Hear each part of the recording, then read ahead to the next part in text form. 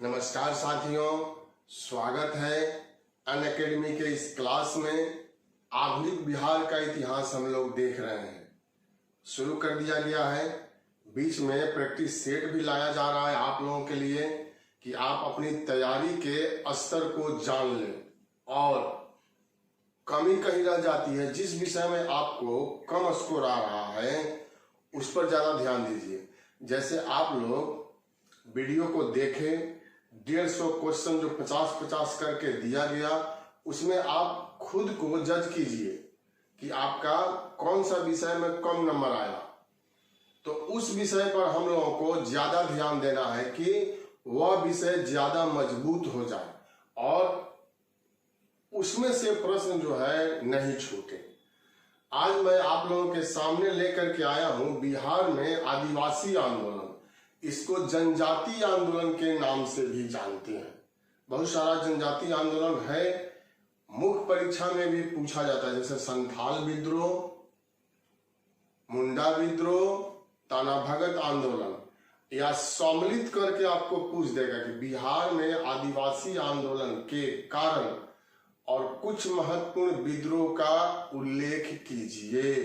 तो इस चैप्टर को अगर आप पढ़ते हैं तो इससे मुख्य परीक्षा की भी आपकी तैयारी हो जाएगी। मैंने यहां लिखा है बिहार में जनजातीय आंदोलन, कुछ प्रमुख आंदोलन है, कुछ और इसमें हम लोग शामिल करेंगे। यह संक्षिप्त है, लेकिन संथाल विद्रोह पढ़ेंगे, मुंडा विद्रोह पढ़ेंगे, ताना भगत आंदोलन पढ़ेंगे तो वह व्यापक रूप में हम लोगों को देखने को मिलेगा और वह अलग अलग करके भी परीक्षा में पूछा जाता है। आपके पास क्वेश्चन बैंक होगा तो आपको मिलेगा, उसमें आपको पता चलेगा कि हमेशा पूछ दिया जाता है। मैंने यहां लिखा है कारण। कोई भी आंदोलन या विद्रोह अगर शुरू होता है तो उसके पीछे कई कारण होते हैं, अचानक तो यह होता नहीं है। तो उसी में मैंने यहाँ समझने के लिए लिखा है सामाजिक कारण, आर्थिक कारण, धार्मिक कारण और प्रशासनिक कारण। सामाजिक कारण की अगर हम लोग बात करें कि आखिर में जनजाति समाज जो था, आदिवासी समाज जो था, उसका सामाजिक सरोकार क्या हुआ जिसके चलते इन लोगों ने विद्रोह का सहारा लिया, आंदोलन का सहारा लिया। तो आप सभी लोग इस बात को जानते हैं आज के परिप्रेक्ष्य में भी कि बहुत हद तक कुछ जनजाति जो है, कुछ जनजाति आदिवासी लोग, उनका भारतीय समाज और संस्कृति जो है बहुसंख्यक, उनसे अलग उनकी समाज है, उनकी रहन सहन, उनकी भाषा, उनकी बोली, उनके विचार, वह सब अलग है। और वह उस समय की घटना है जब देश आजाद नहीं हुआ था, तो वह समाज से कटे हुए रहते थे, दूर रहते थे, जंगलों में निवास करते थे, वीरान स्थानों पर रहते थे। और जैसे ही बाहरी लोग उनके क्षेत्र में प्रवेश करते हैं, बाहरी लोगों को वह दीकू कहते हैं। दीकुओं ने जैसे ही उनके क्षेत्र में प्रवेश किया, उनकी सामाजिक संरचना जो है वह बिगड़ने लगी। जो परंपरागत सामाजिक संरचना था उसमें अब गिरावट आने लगा था। इन लोगों ने, बाहरी लोगों ने इन आदिवासियों के, जनजातियों के समाज में प्रवेश किया और उनकी सामाजिक परिवेश को छिन्न भिन्न करना शुरू कर दिया। इसीलिए इन आदिवासियों ने अपने में से एक नेता का चुनाव कर लिया या समूह बना लिया और विद्रोह कर दिया। तो यही सामाजिक कारण है। इसके बाद मैंने लिखा है आर्थिक कारण। सबसे महत्वपूर्ण यही था। जनजातीय विद्रोह का सबसे महत्वपूर्ण कारण क्या था कि आर्थिक कारण, आर्थिक शोषण भी कहते हैं। देखिए, इन लोगों का संपूर्ण जीवन जो था एक तरह से जंगलों पर, वनों पर आधारित था। उसी जंगल से, वन से फल मूल प्राप्त करते थे। यह लोग शिकार खेलते थे उसी जंगल में और अपनी जीविका को चलाते थे। आगे चल करके लकड़ी काट करके, बेच करके अपनी जीविका को चलाने लगे। मतलब वन पर ही संपूर्ण जीवन आश्रित था। लेकिन बाहरी लोग जब इनके क्षेत्र में प्रवेश करते हैं तो जंगलों की कटाई जो है वह शुरू हो जाती है। इसलिए आर्थिक आघात पहुंचता है इन लोगों को। अब कोई चारा नहीं था, इनकी अपनी जंगल, इनकी अपनी भूमि इनके हाथ से निकलने लगा, विद्रोह का सहारा ले लेते हैं, आंदोलन करने लगते हैं। दूसरा कहा गया है कि यह लोग बहुत सीधे साधे और भोले भाले होते थे, किसी पर विश्वास कर लेते थे और कर्ज के जाल में इस कदर फंस गए। लिखा हुआ है पुस्तक में 50% से लेकर 500% तक इनसे ब्याज लिया गया। साहूकार, महाजन, जमींदारों के चंगुल में एक बार फंस गए, पुश्त दर पुश्त वह चलता था। 500% तक ब्याज। आप समझ सकते हैं कि इनकी स्थिति कैसी हो गई होगी।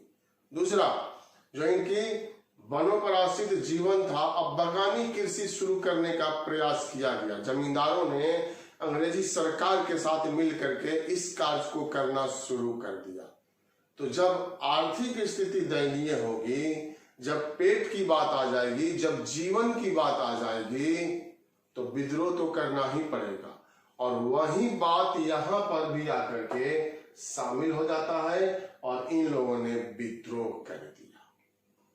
जनजातीय विद्रोह में धार्मिक कारण भी छुपा हुआ है। धार्मिक कारण कैसे छुपा हुआ है कि इन लोगों के देवी देवता, इन लोगों की धार्मिक परंपरा हिंदुओं से अलग था। 1813 का अधिनियम आप लोगों को याद होगा। 1813 का अधिनियम जो है उसमें 2-3 प्रावधान किया गया था। पहला था कि ईस्ट इंडिया कंपनी के व्यापारिक एकाधिकार को समाप्त कर दिया गया। दूसरा था कि इस अधिनियम के द्वारा पहली बार शिक्षा पर खर्च के लिए 1 लाख रुपए की व्यवस्था की गई।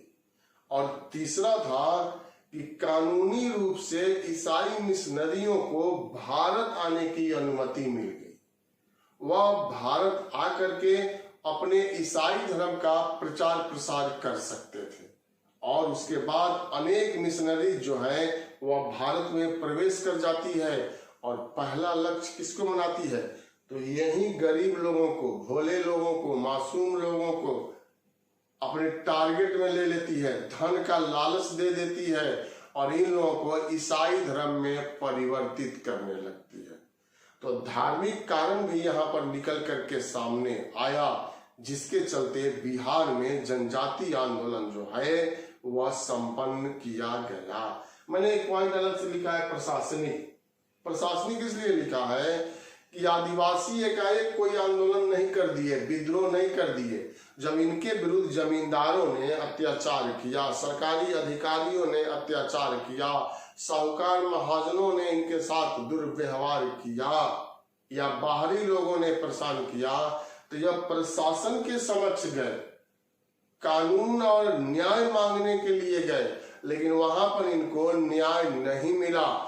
न पुलिस प्रशासन के द्वारा न्याय मिला, न न्यायालय के द्वारा न्याय मिला, इसलिए इन लोगों ने विद्रोह कर दिया।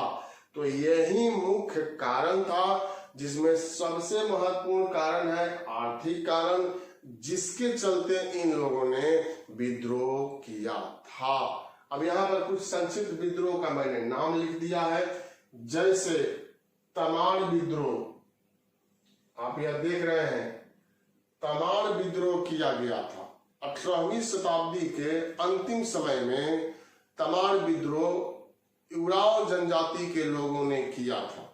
अधिकांश विद्रोह इसमें असफल रहा। अंग्रेजी सरकार यहाँ पर विजयी हो जाती है। जमींदारों के साथ मिल करके इस विद्रोह को कुचल दिया जाता है। तो वही मैंने लिखा है, उराव जनजाति, इन लोगों ने विद्रोह किया था। यह विद्रोह जमींदारों के विरुद्ध किया गया था, लेकिन यहाँ पर अंग्रेजी सरकार ने जमींदारों का साथ दे दिया और इस प्रकार यह तमाड़ विद्रोह जो है वह कुचल दिया गया या यह विद्रोह जो है वह असफल हो जाता है। इसके बाद चेरो विद्रोह, चेरो का विद्रोह, यह हम लोग पहले भी पढ़े थे यहाँ पर गोपाल का नेतृत्व, इस समय गोपाल था और इसने नेतृत्व प्रदान किया था। पलामू क्षेत्र माना गया है, लेकिन यह गिरफ्तार हो जाता है और इसको पटना जेल में कैद में डाल दिया गया। पटना के जेल में कैद कर दिया गया। तो कुछ समय के लिए इसको कुचला गया, लेकिन फिर आगे जब हम लोग बढ़ते हैं तब भूषण सिंह का नाम आ जाता है। भूषण सिंह के नेतृत्व में विद्रोह किया गया और यह हिंसक विद्रोह था, इनके नेतृत्व में जो किया गया था। तो जब आप अंग्रेजी सरकार के खिलाफ हिंसा का सहारा लेते हैं तो उसके कई गुना वेग से अंग्रेजी सरकार प्रति हिंसा का सहारा लेती थी और भूषण सिंह गिरफ्तार कर लिए गए। 1802 में इनको फांसी दे दिया गया और कुछ समय के लिए या इसके बाद धीरे धीरे यह चेरों का विद्रोह जो है वह समाप्त हो जाता है। यहाँ पर कर्नल जोन्स, इन्होंने ही अभियान किया था और इस अभियान में यह सफल हुए थे। लंबा संघर्ष चला था, लेकिन अंततः अंग्रेजों को ही सफलता जो है वह प्राप्त हुआ था। यही मैंने लिखा है यहाँ पर। फिर हो या होज विद्रोह, यह बीपीएससी में पूछ दिया है, काल पूछा है, हो या होज। हो जनजाति के लोगों ने इस विद्रोह को अंजाम दिया था और अधिकांश विद्रोह जो है वह जनजाति वाले क्षेत्र में ही, या हमने लिखा है सिंहभूम, या हमने लिखा है छोटा नागपुर। सिंहभूम के राजा जगन्नाथ सिंह के विरुद्ध यह जो राजा था यह अंग्रेजों के साथ मिल गया और मिल करके अपने ही प्रजा को, अपने ही लोगों को सताने का कार्य करने लगा, उन पर जुल्म अत्याचार करने लगा। इसलिए हो जनजाति के लोगों ने विद्रोह कर दिया। कोई भी विद्रोह होता था तो उसको दबाने के लिए संपूर्ण शक्ति का प्रयोग जो है अंग्रेजी सरकार कर देती थी, जो यहाँ पर भी किया गया था। और यहाँ लिखे रफ सेज ने छोटा नागपुर क्षेत्र में अभियान किया और इस विद्रोह को पूर्ण रूप से कुचल दिया गया था।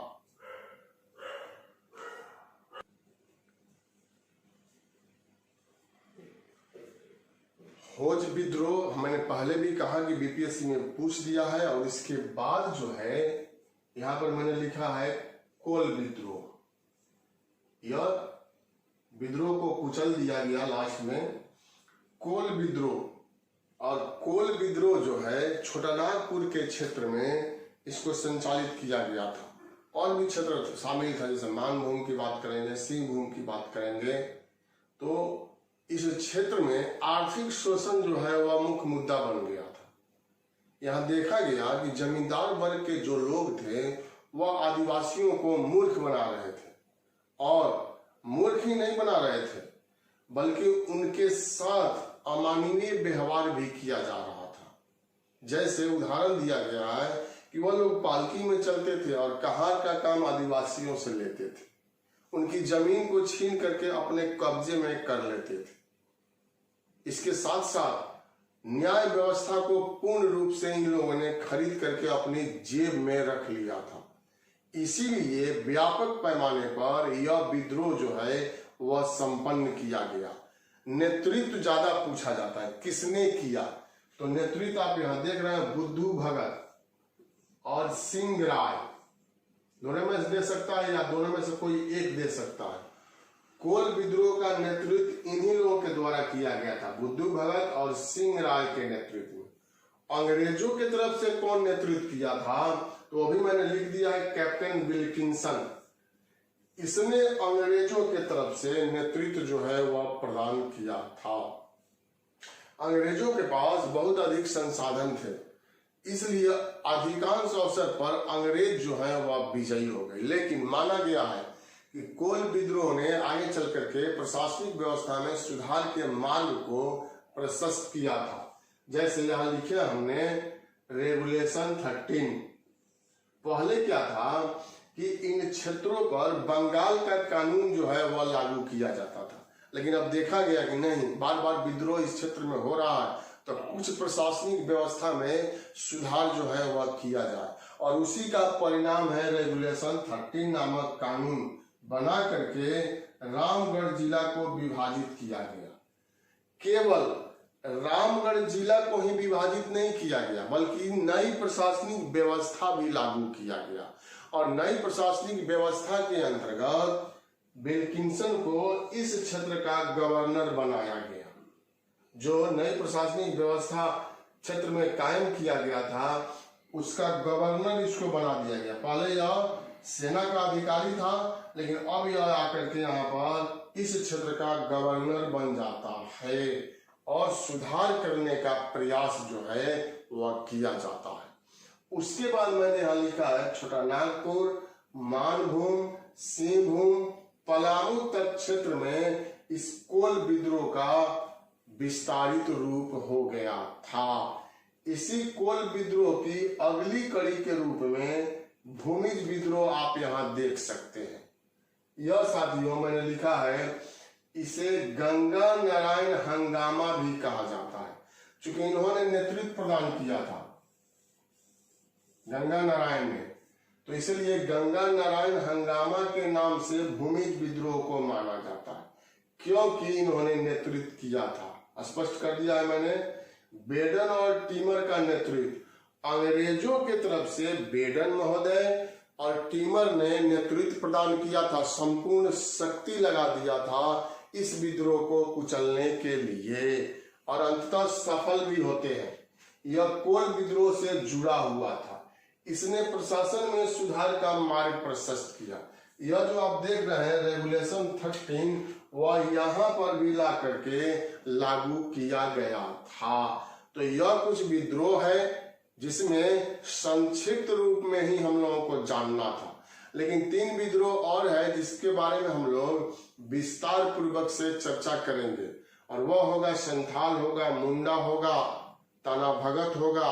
इसके साथ 1-2 और विद्रोह है जो सीमित पैमाने पर हुआ था, उसकी भी साथियों हम लोग चर्चा करेंगे। जैसे मान लीजिए सरदारी विद्रोह, तो वह विद्रोह की भी चर्चा यहाँ पर हम लोग कर लेंगे। स्क्रीनशॉट लेना है तो इसका आप स्क्रीनशॉट ले सकते हैं, और इसके आधार पर आप नोट्स जो है वह बना सकते हैं। यहाँ से परीक्षा में आपको प्रश्न पूछा जा सकता है, क्योंकि संथाल विद्रोह और मुंडा विद्रोह तो हमेशा पूछा ही जाता है, लेकिन यह कुछ अलग है, थोड़ा कठिन है, टेढ़ा मेढ़ा नाम है, तो इसको स्क्रीनशॉट ही आप ले लीजिए।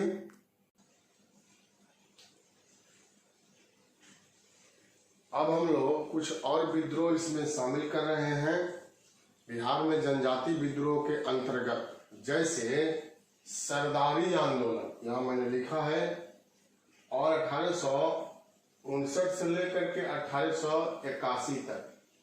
सरदारी आंदोलन का मुख्य कारण था धार्मिक, क्योंकि इन लोगों के क्षेत्र में ईसाई धर्म प्रचारक जो थे वह प्रवेश करते हैं, और पैसे की लालच दे करके या जबरदस्ती इनको ईसाई धर्म में परिवर्तित करने का प्रयास किया जाता है। इसी के विरोध में सरदारी आंदोलन जो है वह चलाया गया।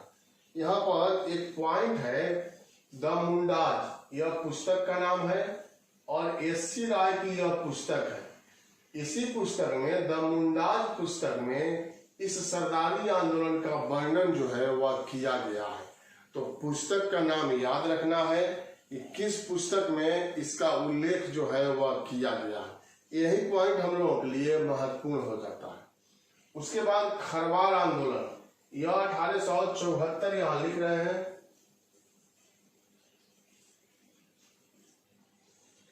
यह खरवार आंदोलन जो है 1874 में हुआ था। यह पूछा गया है कब हुआ था और इसका नेतृत्व किसने किया था। भागीरथ माझी ने इसका नेतृत्व किया था खरवार का, और आगे चल करके यह 3 भागों में बट जाता है। जैसे मैंने यहाँ लिखा है, सफाहोर, बावजिया, मेलबारगर, यह 3 भागों में विभाजित हो गया था। कभी अगर आपको परीक्षा में पूछ दे कि सफाहोर यह संप्रदाय या यह आंदोलन किससे जुड़ा हुआ है, तो यह खरवार से जुड़ा हुआ है। यही परीक्षा के लिए महत्वपूर्ण प्रश्न हो जाता है। उसके बाद संथाल विद्रोह है, मुंडा विद्रोह है, तना भगत आंदोलन है। इसकी हम लोग विस्तार पूर्वक चर्चा यहाँ पर करेंगे। तो पहला हम यहाँ ले रहे हैं संथाल विद्रोह। 1857 के ठीक पहले यह एक महत्वपूर्ण विद्रोह था जनजातियों का, जिसने जनजातियों की राजनीतिक दशा और दिशा दोनों जो है वह बदल दिया था। आमूलचूल परिवर्तन इसने किया और इसी को आधार बना करके मुंडा विद्रोह हुआ और मुंडा विद्रोह को आधार बना करके ताना भगत आंदोलन जो है बिहार में चलाया गया था। देखिए यहाँ पर कुछ बात मैं लिख रहा हूं, आपको नोट करना है या स्क्रीनशॉट लेते जाइएगा। संथाल विद्रोह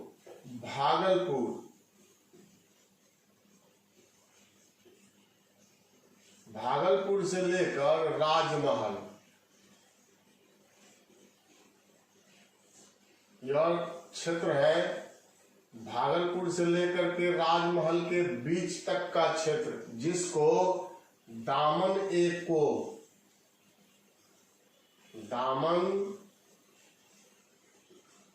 एक कोह कहा गया है, कोह। और इसी क्षेत्र में कौन लोग रहते थे?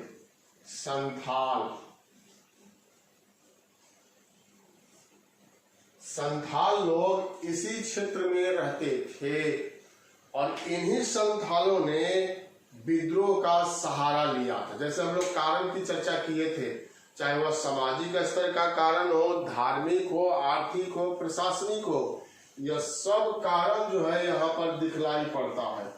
और उसी कारण का परिणाम था कि संथालों ने विद्रोह कर दिया। नाम आता है सिद्धू कानू।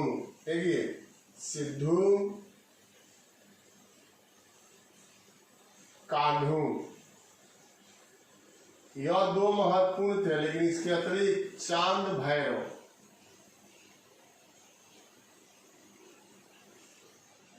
इन लोगों का भी नाम आता है। यह लोग 4 भाई थे और चुन्नू के पिता का नाम था चुन्नू, उन्हीं के यह संतान थे।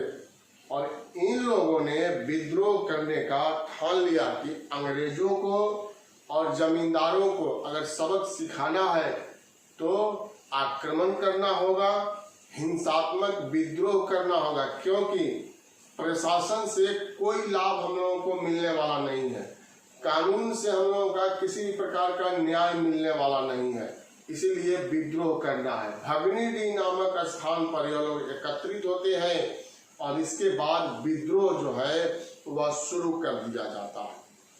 महेश लाल दत्त का नाम आता है, दरोगा थे और वह भारतीय थे, लेकिन वह जमींदारों और अंग्रेजों का साथ दे रहे थे।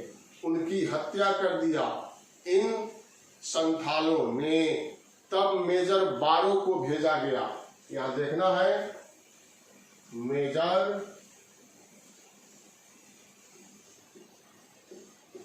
मेजर बारो को भेजा गया, लेकिन मेजर बारो को संथालों ने पराजित कर दिया और यह बहुत बड़ी विजय जो है वह माना गया है साथियों, क्योंकि परीक्षा में बीपीएससी में पूछा गया है कि निम्नलिखित में से किसको संथालों ने पराजित कर दिया था, तो मेजर बारो को पराजित कर दिया था। यह लोग द्रुत गति से और तेज गति से आक्रमण कर रहे थे। 7,000 संथाल जो है यहाँ निकल करके आए। अंग्रेजी सरकार ने भी उसी तरह से दबाने का प्रयास किया और कत्लेआम मचा दिया गया। अंततः यह दोनों भाई जो है वह गिरफ्तार कर लिए जाते हैं। यह तो वीर गति को प्राप्त हो गए थे और इन दोनों को बरेहट नामक स्थान पर फांसी दे दिया गया सिद्धू कान्हू को। तो सिद्धू कान्हू को याद रखिएगा।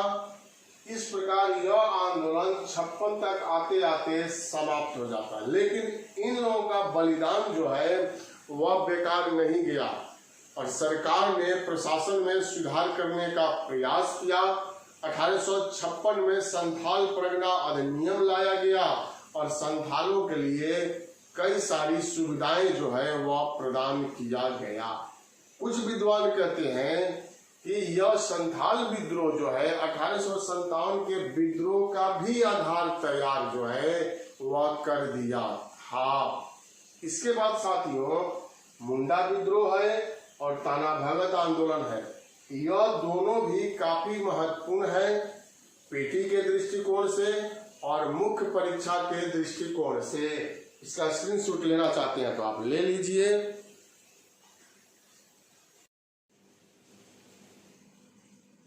नमस्कार साथियों, आज मैं आप लोगों को यह बतलाना चाहता हूं कि जो आप लोग बार बार क्वेश्चन पूछ रहे थे कि 66वीं बीपीएससी के लिए प्रैक्टिस सेट कब आएगा, तो वह प्रैक्टिस सेट अब आ गया है। देखिए यहाँ पर यह एसडी पब्लिकेशन का यहाँ लिखा हुआ है एसडी पब्लिकेशन और 21 सेट इसमें दिया गया है। बीपीएससी प्रैक्टिस सेट आप यहाँ देख रहे हैं। साथियों पिछले बार जो हम लोग निकाले थे इस तरह के प्रैक्टिस सेट को तो बहुत सारा क्वेश्चन आया था उससे, और उसी का परिणाम है कि बहुत मांग किया जा रहा था कि प्रैक्टिस सेट निकाल दिया जाए। विज्ञापन तो आएगा लेकिन प्रैक्टिस सेट निकाल दीजिएगा तो हम लोग क्वेश्चन बनाएंगे। तो मैंने इसको निकाला है, बहुत मेहनत इस पर किया गया है और इसके साथ साथ और भी एक दो पुस्तक है, जैसे आप यह दे सकते हैं, यह मेरा इतिहास का पुस्तक है, यह गागर में सागर। यह जो भी पुस्तक लिए हैं किसी ने आज तक इस पुस्तक की शिकायत नहीं की है। यह संपूर्ण भारत का इतिहास, पहला एडिशन हम लोग निकाले थे, दूसरा निकाले, सब समाप्त हो गया। तीसरा में हम लोगों ने कुछ बिहार और विश्व भी यहाँ पर जोड़ दिया है। इसकी विशेषता क्या है कि चैप्टर वाइज जो है इसमें क्वेश्चन दिया गया है महत्वपूर्ण। जैसे कोई भी चैप्टर आप बनाएंगे तो उसके बाद यहाँ पर यह क्वेश्चन दे दिया गया है, तो आप इसको पढ़िए यहाँ पर और पढ़ने के बाद चैप्टर वाइज क्वेश्चन बनाइए। इसमें आप देखिए बहुत सारे लोग सफल भी हुए हैं जो बीपीएससी में, अन्य परीक्षाओं में, और इसके बारे में उन लोगों का मंतव्य है। तो यह सबसे महत्वपूर्ण मेरा पुस्तक है, बिल्कुल साधारण भाषा में, अपने ठेठ भाषा में इसको लिखा गया है, जो आप एक बार पढ़ेंगे तो समझ लेंगे। और इसको पढ़ करके आप 30 से 35 क्वेश्चन आप निश्चित रूप से बीपीएससी में बना सकते हैं, बस इतना ही पुस्तक से। इसमें प्राचीन, मध्यकालीन, आधुनिक, थोड़ा सा विश्व, थोड़ा सा बिहार, थोड़ा सा क्षेत्रीय, सबको मैंने समेट दिया है। और यह पुस्तक जो है भारतीय राज्य व्यवस्था, तो यह भी आप मंगा सकते हैं। यह इतना पतला है कि नहीं देखना है, 10 से 12 क्वेश्चन जो बीपीएससी में पूछा जाता है वह इसी से आएगा। इसमें भी प्रत्येक चैप्टर के बाद कुछ क्वेश्चन 10, 15, 8 क्वेश्चन जो है महत्वपूर्ण दे दिया गया है, तो यह भी आप मंगा सकते हैं। यह दोनों पुस्तक का कोई मेल नहीं है जो इतना संक्षिप्त में लिख दिया गया है। मैं बात कर रहा था इस प्रैक्टिस सेट का, तो यह आप मंगाइए। और मैंने यहाँ लिखा है कि एसडी पब्लिकेशन, चूंकि यह एसडी पब्लिकेशन निकालती है, और यहाँ पर मैंने लिखा है 66वीं बीपीएससी प्रैक्टिस सेट 1, ये वॉल्यूम 1 है, आप देख रहे हैं, ये 1। इसका दूसरा वॉल्यूम भी हम लोग निकालेंगे, तो पहले आप इसको लेकर के बनाइए, फिर दूसरा आएगा तो दूसरा बनाइएगा। और इसकी विशेषता क्या है कि मई 2020 तक का करंट घटना इसमें हम लोग शामिल किए हैं। इसमें मई 2020 तक का करंट अफेयर्स शामिल कर दिया है हम लोग, तो आपको करंट अफेयर से भी झंझट से मुक्ति मिलेगा। उसके बाद 150 प्रश्नों की व्याख्या, आंसर इसमें दिया गया है। तो होता क्या है कि कभी कभी ABCD जो है बोलने में B का D हो जाता है जो टाइप किया जाता है, तो हम लोग क्या किए हैं कि 150 क्वेश्चन का इसमें व्याख्या दे दिए हैं। भूल चूक से अगर कहीं ए के बी के बदले डी हो गया तो आप व्याख्या में जाएं, लास्ट में व्याख्या दिया गया है और उस व्याख्या को देख करके आप आंसर जो है वो अपना निकाल सकते हैं। आप बना करके अपनी जांच खुद जो है वह कर सकते हैं। तो इसकी यह विशेषता है। साथियों, यह फ्लिपकार्ट पर भी मौजूद है। आप फ्लिपकार्ट से मंगाना चाहते हैं तो फ्लिपकार्ट से मिल जाएगा, अमेजॉन से मंगाना चाहते हैं तो अमेजॉन से मिल जाएगा। आप जो प्रैक्टिस सेट बना रहे हैं तो जो लास्ट होगा 101 से लेकर के 150 तक, वहां पर आप जाएंगे तो यह आपको मिल जाएगा। कहने का मतलब है कि आप सर्च मारेंगे एचडी पब्लिकेशन या फ्लिपकार्ट पर भी, अमेजॉन पर भी, तो यह आपको आ जाएगा।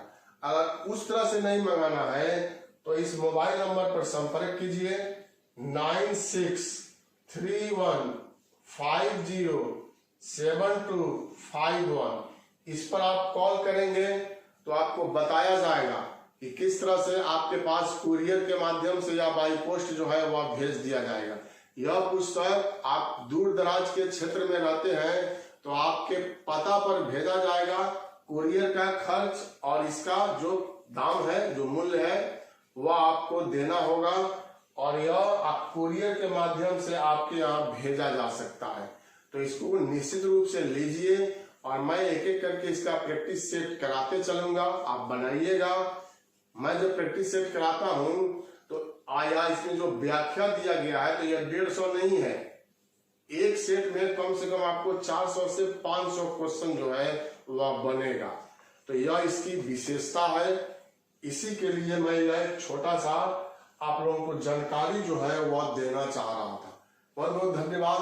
अब फिर हम लोग आगे बढ़ते हैं नेक्स्ट क्वेश्चन को लेकर के।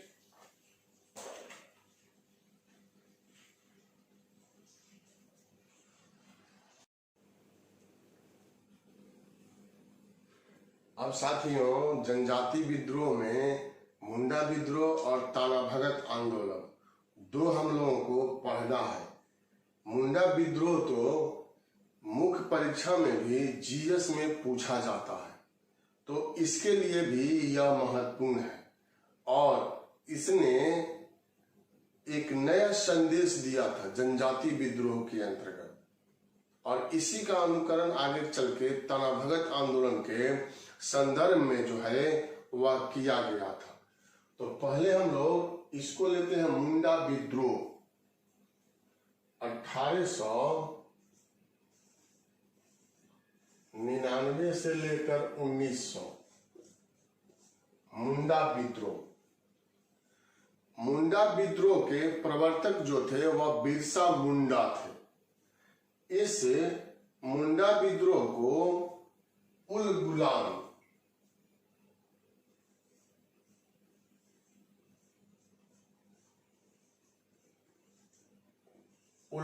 का मतलब होता है महान हलचल।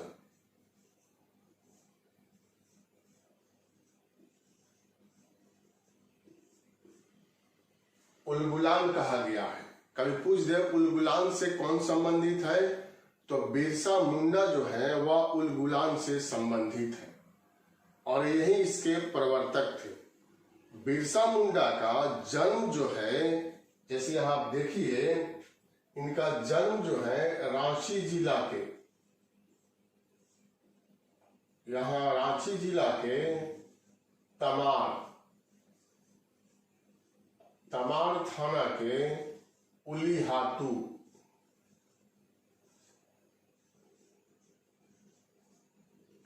उलीहाती गांव में हुआ था। और यह जो आप उलीहातू देख रहे हैं इसको चलाखद भी कहते हैं।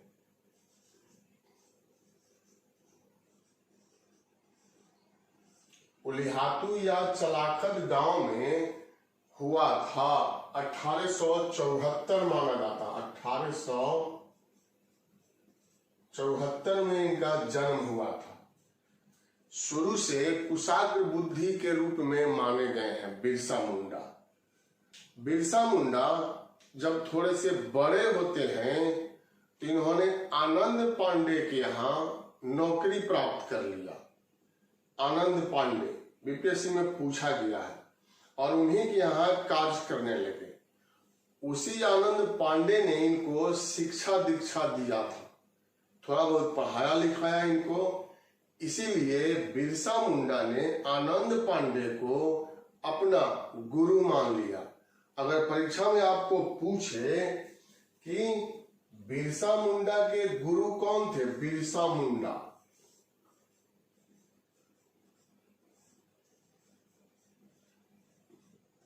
भगवान माना जाता है इनको। वर्तमान समय में झारखंड के क्षेत्र में इनको भगवान का दर्जा जो है वह दिया गया। रांची, छोटा नागपुर के क्षेत्र में भगवान बिरसा के नाम से संबोधित किया जाता है। इनके गुरु थे आनंद पांडे।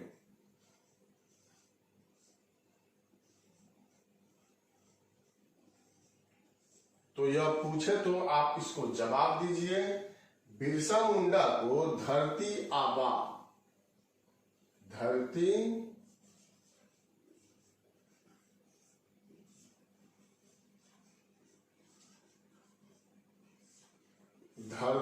आबा भी कहा गया है। यह भी बीपीएससी की परीक्षा में पूछ दिया है। अब यह बड़े जब होते हैं तो इनके क्षेत्र में जमींदारों के द्वारा, महाजनों के द्वारा आर्थिक शोषण किया जा रहा था और इन जमींदारों का साथ जो है वह अंग्रेजी सरकार दे रही थी। इसीलिए इन्होंने विद्रोह किया। इन्होंने आत्मशुद्धि पर भी बल दिया था, सामाजिक चेतना जगाने का भी प्रयास किया था। साथियों, इन्होंने मदिरा नहीं पीने का संदेश दिया था, जबकि जनजाति समाज में, आदिवासी समाज में मदिरा को पिया जाता था, सेवन किया जाता था। लेकिन इन्होंने आत्मशुद्धि, आत्मा की शुद्धि पर जबरदस्त जो है फोकस किया था। और विद्रोह की शुरुआत जब करते हैं तो 1895 की बात आती है। यहां पर 1895 स्वयं को भगवान का, ईश्वर का दूत घोषित कर दिया। अगर परीक्षा में पूछे कि बिरसा मुंडा ने कब स्वयं को ईश्वर का दूत घोषित किया, तो 1895 में इन्होंने घोषित कर दिया।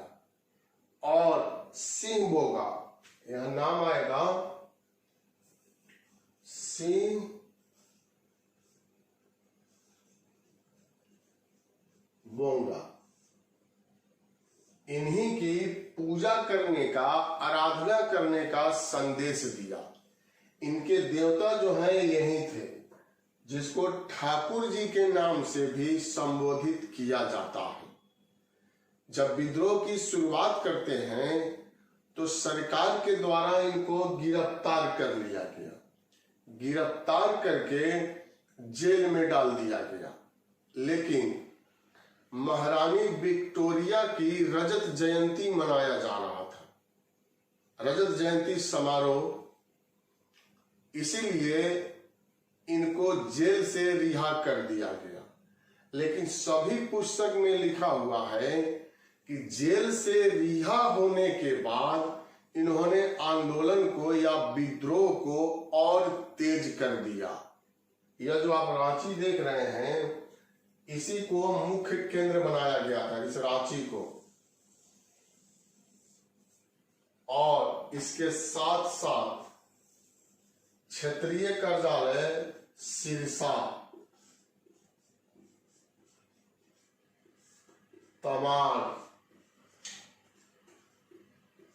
तोरपा,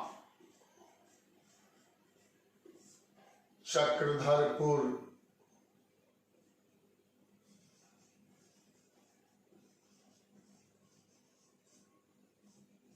यहां पर क्षेत्रीय कार्यालय की स्थापना कर दिया था।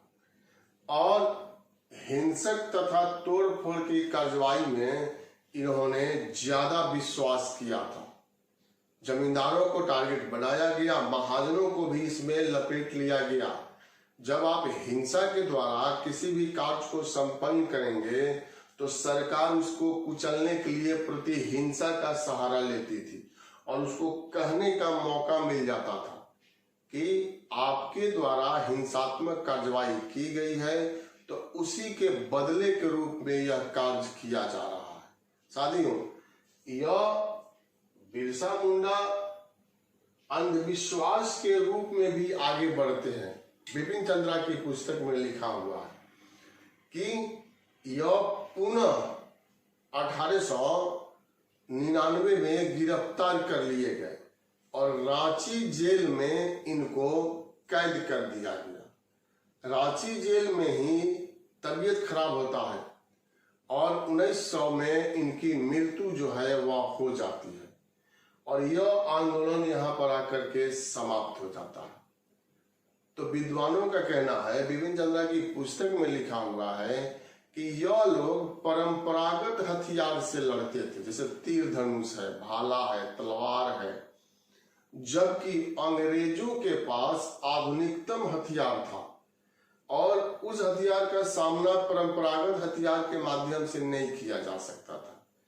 दूसरा क्या था कि इन लोगों के पास कोई ठोस योजना भी नहीं होता था और क्षेत्र विशेष के रूप में यह लड़ाई जो है वह लड़ रहे थे। तीसरा, अंधविश्वास।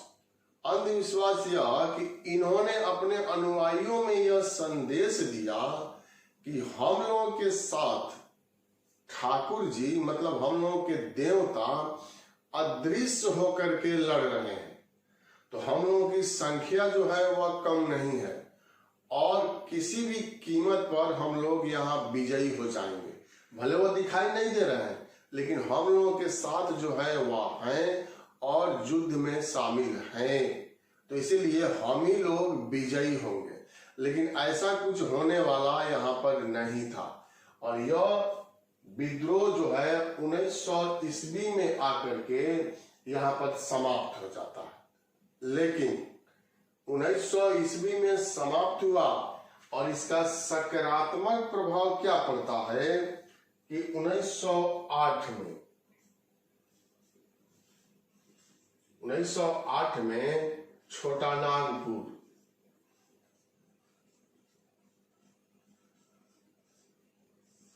काश्तकारी अधिनियम,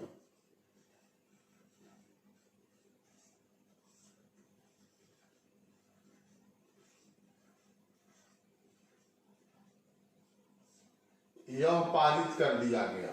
परीक्षा में पूछा गया है कि छोटा नागपुर काश्तकारी अधिनियम कब पारित किया गया, तो 1908 में किया गया था।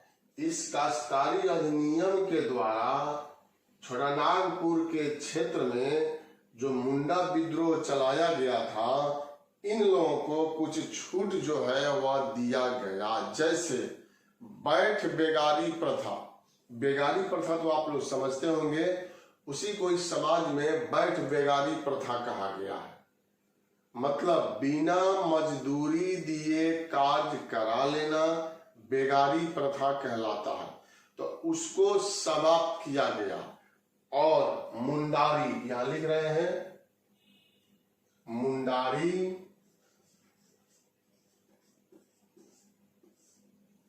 खूंट,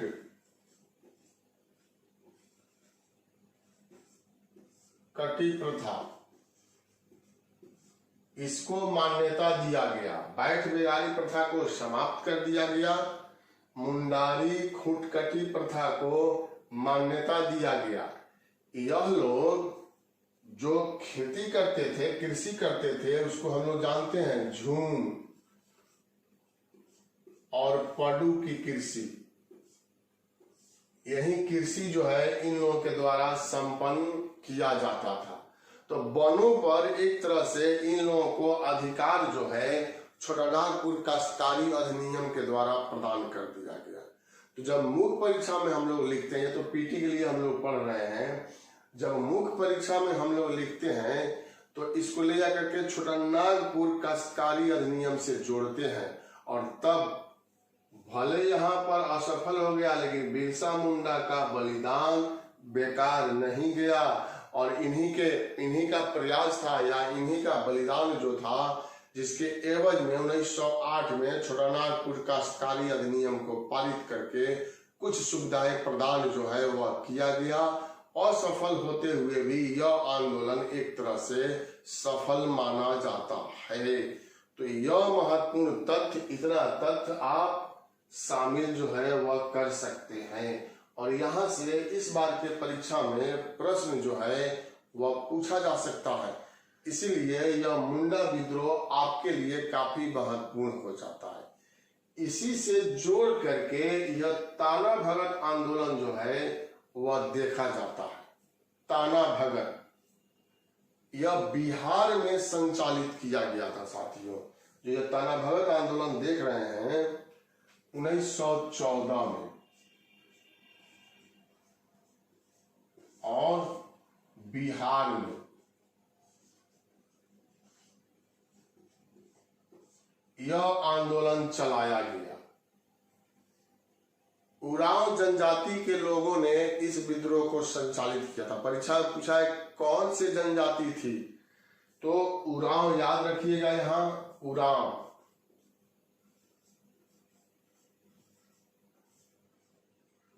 इन्हीं लोगों के द्वारा चलाया गया था, और इसका नेतृत्व जो किया वह जात्रा भगत।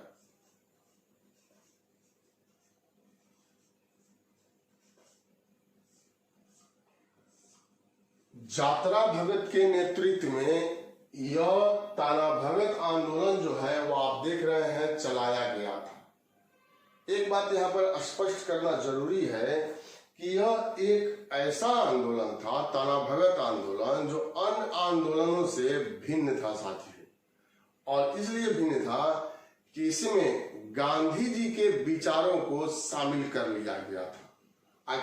आगे चल करके गांधी जी का विचार का मतलब है सत्य एवं अहिंसा, और इसी को आधार बना करके ताना भगत आंदोलन को संचालित किया गया। पुस्तक में लिखा हुआ है कि यह आंदोलन बिहार में लोकप्रिय हुआ काफी, और जब गांधी युग की शुरुआत होती है तो यह आंदोलन जो है गांधी जी के आंदोलन में शामिल हो जाता है। मतलब इस आंदोलन के लोगों ने असहयोग आंदोलन और सविनय अवज्ञा आंदोलन में गांधी जी का साथ दिया था।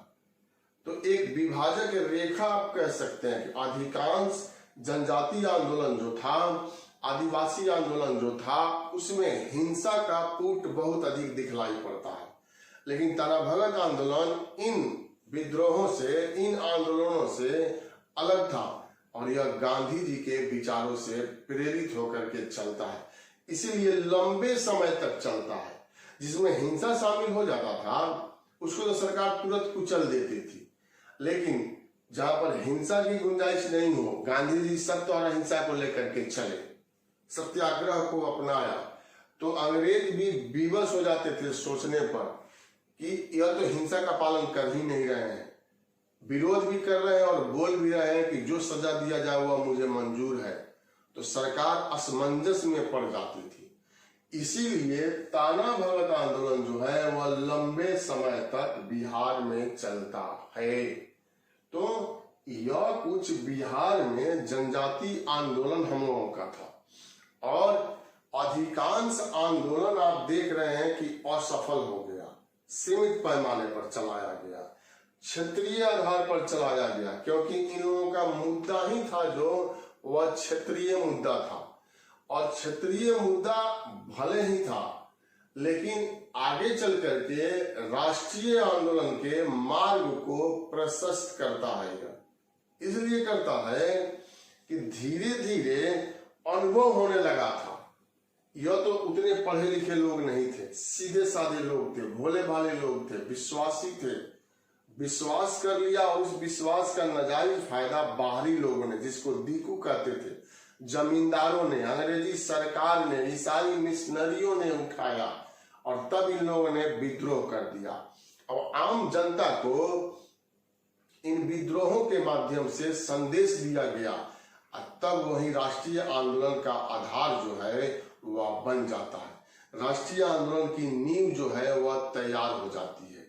तो इसी तरह से हम लोग बिहार में किसान आंदोलन, सबने अवज्ञा, भारत छोड़ो, असहयोग, क्रांतिकारी, बहुत सारा टॉपिक है। बिहार में 1857 का विद्रोह। तो एक एक करके हम लोग धीरे धीरे आगे बढ़ेंगे और उसी में बीच बीच में हम लोग क्वेश्चन आंसर भी लाएंगे, प्रैक्टिस सेट भी लाएंगे। बिहार से संबंधित भी प्रैक्टिस सेट जो आपको दिया जा रहा है वह भी साथियों हम लोग लाने का यहाँ पर प्रयास करेंगे। इसका स्क्रीनशॉट जो है वह आप ले लीजिए। और अब हम लोगों की बारी है क्वेश्चन आंसर की। क्वेश्चन आंसर जिसका जवाब आप लोग बहुत अच्छे तरीका से देते हैं, उसी की साथियों अब हम लोग शुरुआत करेंगे। बहुत बहुत धन्यवाद आप लोगों का। जवाब आप लोगों को देना है। सभी क्वेश्चन का जवाब मैं चाहता हूं आप लोगों से कि आप सभी क्वेश्चन का जवाब दें। यही आप लोगों के सामने क्वेश्चन है। क्वेश्चन तो आसान है, फिर भी इसी में आप लोगों को जवाब जो है वह देना है, बतलाना है। जैसे बिहार में सर्वप्रथम कौन लोग आए? यूरोप से जो चल करके आए थे, हम लोग चैप्टर पढ़े थे बिहार में यूरोपियों का आगमन। तो सबसे पहले बिहार में यूरोप से चल करके कौन लोग आए, किस देश के लोगों ने प्रवेश किया था, वही आपको बतलाना है। तो आंसर यहां हो जाए पुर्तगाली।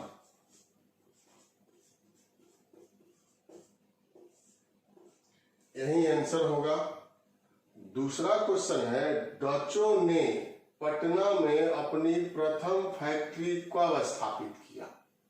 बताना है आपको। डच लोग आए थे और इन लोगों ने पटना में, बिहार में अपनी प्रथम फैक्ट्री की स्थापना कब किया? तो साथियों यह आंसर हो जाएगा 1632। 1632 यहां पर आंसर हो जाएगा। तीसरा नंबर क्वेश्चन है, बिहार में सोरा शुद्धिकरण के लिए प्रमुख स्थान, जो सोरा का शुद्धिकरण किया जाता था उसका प्रमुख स्थान कौन सा था? मैंने पढ़ाया था तो आप लोगों को बतलाया था, तो वह आप लोगों को आंसर देना है। उस जगह का नाम जो है वह बतलाना है। तो वह जगह हो जाएगा छपरा। यहीं पर शुद्धिकरण किया जाता था। यह तो आसान है। बेदरा का युद्ध कब हुआ था?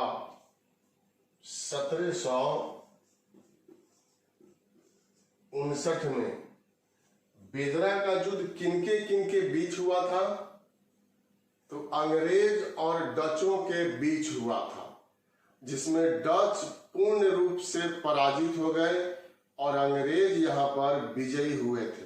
उन्होंने अपनी सर्वश्रेष्ठता को साबित करते हुए आगे बढ़ने का सफल प्रयास किया था। इसके बाद लिखे हैं, डेनिश ईस्ट इंडिया कंपनी ने अपनी प्रथम फैक्ट्री बिहार में स्थापित किया।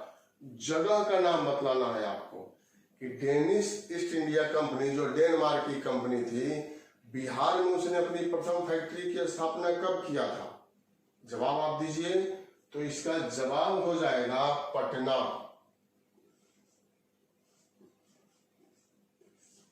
पटना में स्थापित जो है वह किया गया था। प्लासी का युद्ध हुआ था।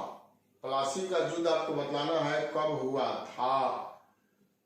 प्लासी का युद्ध हम लोग जानते हैं कि अंग्रेज और सिराजुद्दौला के बीच, जो बंगाल के नवाब थे, उन्हीं के बीच में यह युद्ध हुआ था, जिसमें सिराजुद्दौला पराजित हो गए, उनकी हत्या कर दी गई और उसके बाद मीर जाफर को गद्दी पर बैठाया गया था।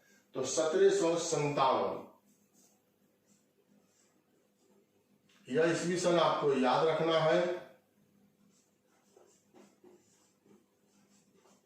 1757 में यह युद्ध जो है वह हुआ था। फिर बक्सर का युद्ध हुआ था। तो बक्सर के युद्ध में एक तरफ अंग्रेज थे और दूसरी तरफ मुगल बादशाह शाह आलम द्वितीय, अवध का नवाब शुजाउद्दौला और मीर कासिम, और तीनों की संयुक्त सेना पराजित हो गई अंग्रेज यहाँ विजयी हुए और 1764 इसका आंसर हो जाएगा। 1764। 8 नंबर, दस्तक प्रथा बंगाल के किस नवाब से जुड़ा हुआ था? दस्तक प्रथा हमने बतलाया था, वह बंगाल के किस नवाब से जुड़ा हुआ था? व्यापार करने का एक प्रमाण पत्र आप कह सकते हैं, वही था दस्तक प्रथा। बिना कर दिए, बिना चुंगी दिए व्यापार करना। और यह मीर कासिम से संबंधित था, क्योंकि मीर कासिम ने इस दस्तक प्रथा को समाप्त कर दिया था, जो बक्सर के युद्ध का एक कारण भी बना था। तो आंसर हो जाएगा मीर कासिम।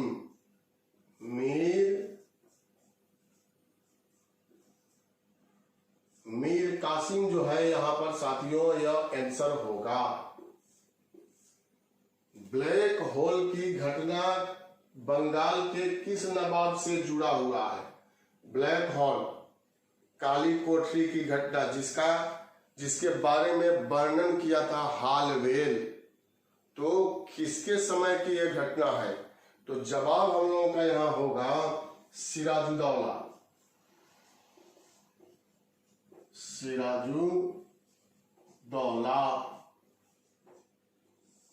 इसीलिए अंग्रेजों ने नाराज होकर के प्लासी का युद्ध इसके साथ किया था, क्योंकि उसमें अंग्रेजों की मृत्यु हो गई थी रूम में दम घुटने की वजह से। अंतिम क्वेश्चन है, किसने मुंगेर को राजधानी बनाया? मुर्शिदाबाद से राजधानी परिवर्तित करके मुंगेर में राजधानी बनाया और मुंगेर में बंदूक बनाने की फैक्ट्री भी स्थापित कर दिया। तो किसने किया, आपको यह जवाब देना है। तो इसका भी आंसर हो जाएगा मीर कासिम।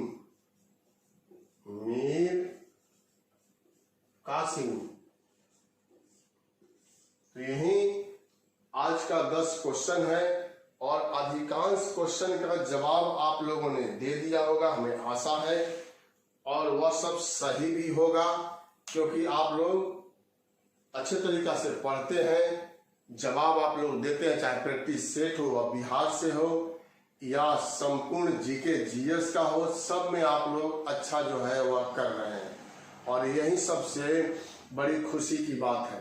साथियों, इसी तरह से आप लोगों को ध्यान लगा करके पढ़ना है, क्योंकि विज्ञापन के बारे में पेपर वगैरह के माध्यम से यह पता चलते रहता है कि इस माह में आएगा, तो वह भले ही माह लेट हो जाए लेकिन आना तो तय है।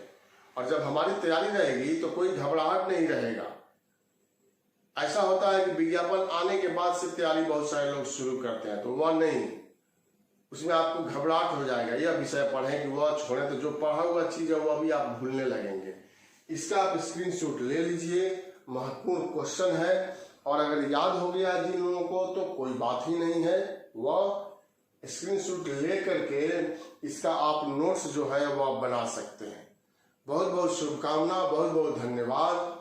फिर मिलते हैं अगले रोज आप लोगों के साथ और एक नए वीडियो के साथ, एक नए क्लास के साथ, एक नए जोश और नए उमंग के साथ। बहुत बहुत शुभकामना, बहुत बहुत धन्यवाद।